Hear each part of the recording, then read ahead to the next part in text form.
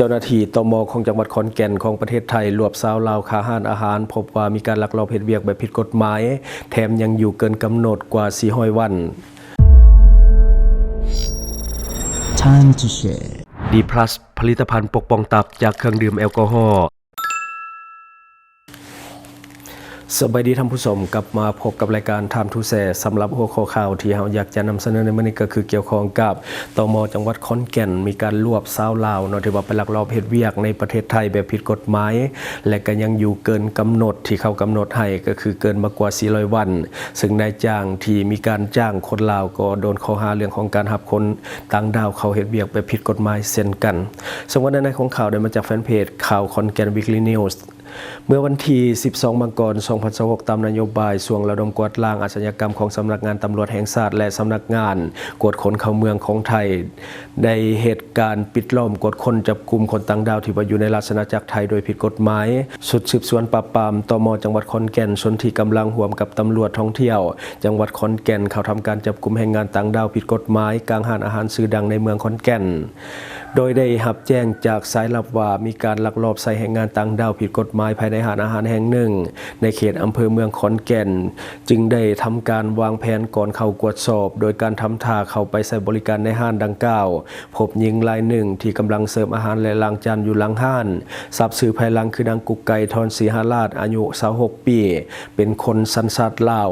เจ้าหน้าที่ของไทยพบความผิดจะแจ้งเนื่องจากว่าผู้ต้องหาเดินทางเข้าไทยล่าสุดเมื่อวันที่10 สิงหาคม 2024ทางจังหวัดสระแก้ว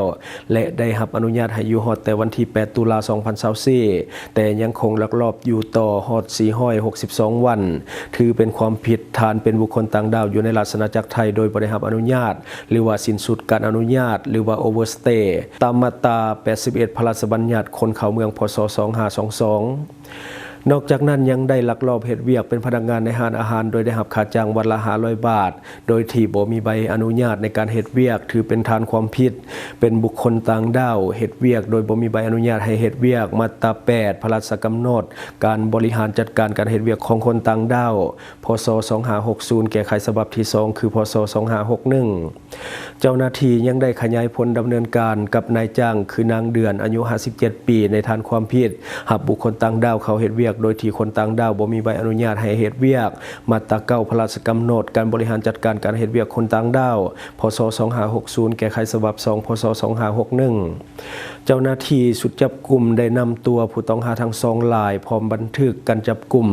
ส่งพนักงานสอบสวนสพ.เมืองขอนแก่นเพื่อดำเนินคดีตามกฎหมายต่อไปอันนี้คือเรื่องราวของคนลาวโดยหญิงสาวลาวที่ว่าไปลักลอบเฮ็ดเวียกในห้านอาหารแห่งหนึ่งอยู่ในประเทศไทยก็คือในจังหวัดขอนแก่นก็คือห้านก๋วยเตี๋ยวปอกๆเราสังว่าเป็นห้านอาหารชื่อดัง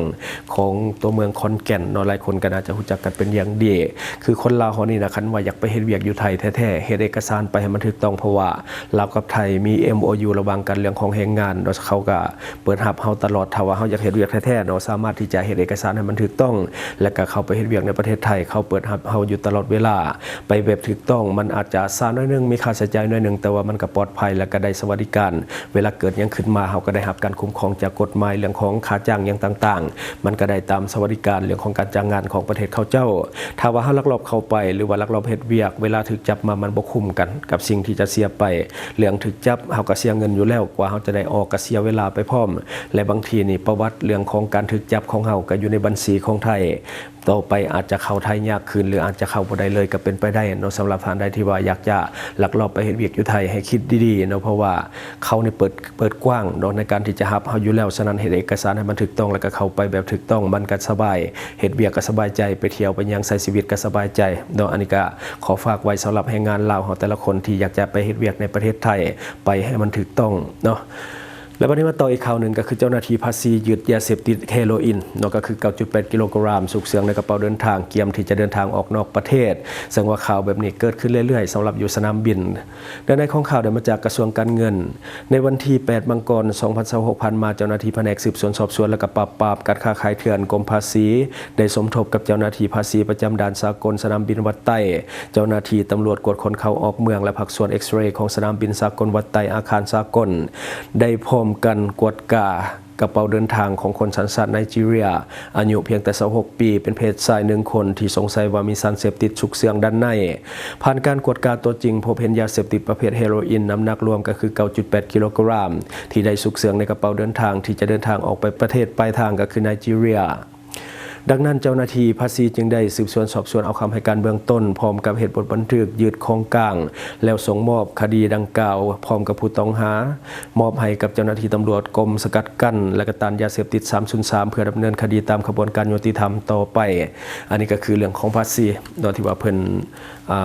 กดยึดยาเสพติด 9.8 กิโลกรัมอยู่ที่สนามบินสากลวัดไตก็คือวัยรุ่นชายไนจีเรียโนที่ว่าพยายามที่จะขนยาเสพติดจากสปปลาวของเราออกไปประเทศไนจีเรียแต่ว่าไปบ่ถึงเจ้าหน้าที่อยู่สนามบินสามารถสกัดจับไว้ได้และต่อมาก็คือกันเจ้าหน้าที่ภาษียึดเฮโรอีน 2.8 กิโลกรัมอยู่ที่สนามบินสากลวัดไต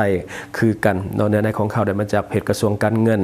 ในวันที่13 มังกร 2026 เวลา 8:30 น.เจ้าหน้าที่แผนกสืบสวนสอบสวนและก็ปราบปรามการค้าขายเถื่อนได้สมทบกับเจ้าหน้าที่ภาษีประจำด่านภาษีสนามบินสากลวัดไต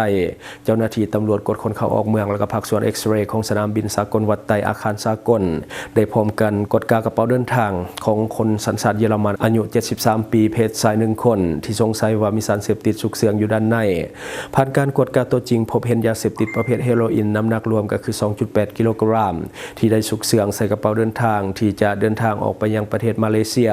ดังนั้นเจ้าหน้าที่ภาษีจึงได้สืบสวนสอบสวนเอาคำให้การเบื้องต้นพร้อมกับเหตุบทบันทึกยึดของกลางแล้วส่งมอบคดีดังกล่าวของกลางพร้อมกับผู้ต้องหาให้กับเจ้าหน้าที่ตำรวจกรมตำรวจสกัดกั้นและก็ต้านยาเสพติด303เพื่อดำเนินคดีตามระเบียบกฎหมายของสปปลาวต่อไป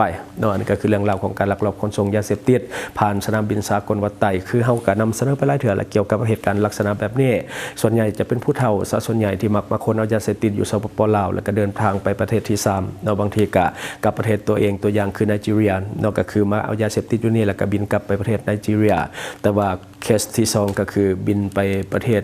มาเลเซียก็คือเป็นประเทศที่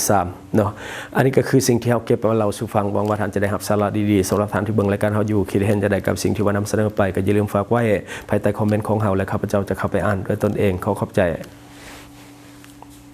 ท่านใดที่มักดื่มเหล้าดื่มเบียร์หนักๆอย่าลืมปกป้องตับและฟื้นฟูเซลล์ตับแบบเร่งด่วนโดยผลิตภัณฑ์ดีพลัสตัวนี้แก้เมาค้างในโตมีเก็บเงินปลายทางช่องทางที่คุณสามารถรับชมข่าวสารจาก Time to Share Studio